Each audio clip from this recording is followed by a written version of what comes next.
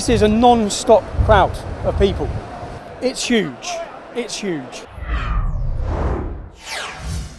What you see here is definitely the biggest gathering of people I've seen on the streets, taking to streets in protest against jihadism and against Islam. The organisation is called Football Lads Alliance. This is massive. I think you're seeing the birth today of a huge organisation in the UK, which is historic as well, because you've got football fans putting away their rivalries, teams that despise each other, supporters that despise each other, putting away their rivalries for the greater good and for the love of their country. There are tens of thousands of people here today. And this has the power to spread across the whole of Europe, with football supporters who are already organised, joining together in opposition to what's happening to our country. There's no flags, there's no racism, there's no chanting, there's no beer. You've got a massive rally. He's playing the national anthem as the crowd's walking past. It is history in the making, because this is the first time that football supporters have put away their rivalries and combined together. It's a historic day. It's a historic day, and it's a massive movement. You're seeing the birth of a new organisation. People are actively targeting and killing our children right here in the UK. I'm not making it up. They're not caught in the crossfire.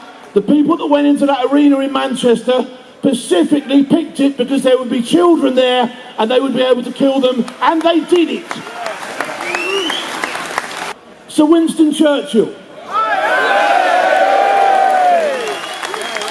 The cheer alone says 1,000 words.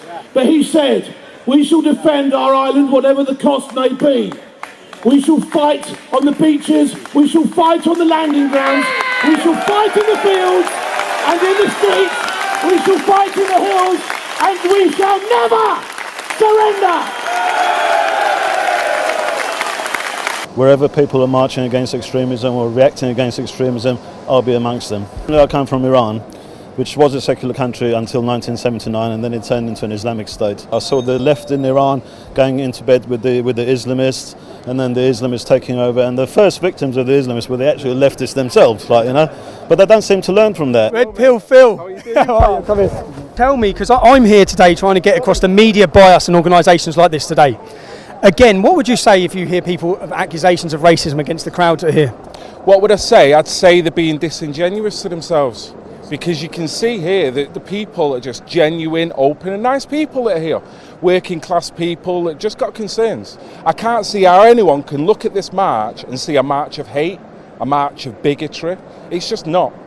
It's common sense. If you've got people that want to harm civilians, men, women and children, the government really has to act on that. Basically, Veterans Against Terrorism formed after the Manchester bombing. I'm not the founder. The founder saw what happened at the Ariana Grande concert, was totally horrified, veteran of many years service, and he said, we've got to do something about this. There's this talk of 23,000 jihadists who are basically lurking about in the shadows somewhere, and we asked the government to basically act on that and start arresting people and taking people off the streets. What do you think of the accusations people cry of racism? No, don't listen to that. I've been here all day.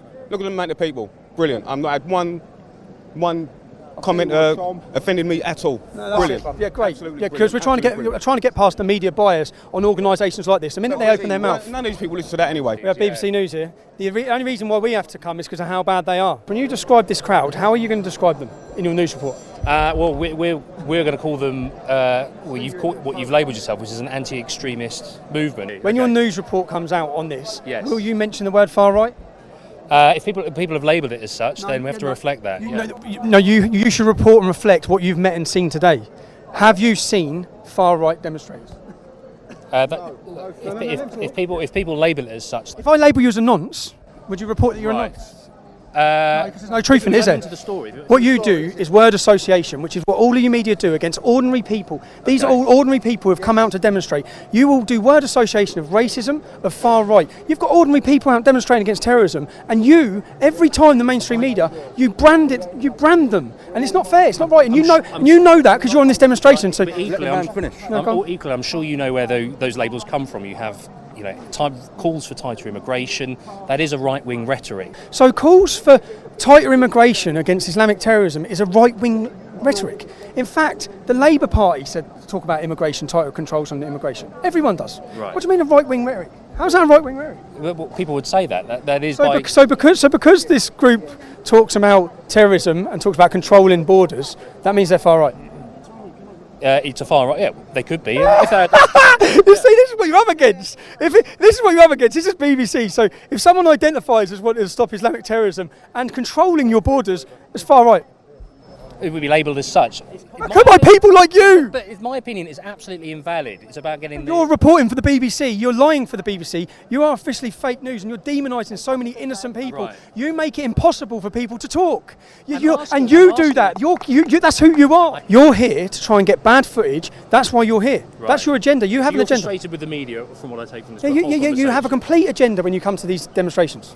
And you usually don't even report. If you can't get any bad footage of today, if you can't get violence, you don't report. Do you think there would be violence today? I mean, it's been peaceful so far. No, not unless far left demonstrators are allowed to get up and throw things at people, which is what usually happens. So if the police want to stitch the organisation up, which we'll see time and time again, then we'll see. But you are all part of the problem. If you like that and you want to see more, click like and subscribe.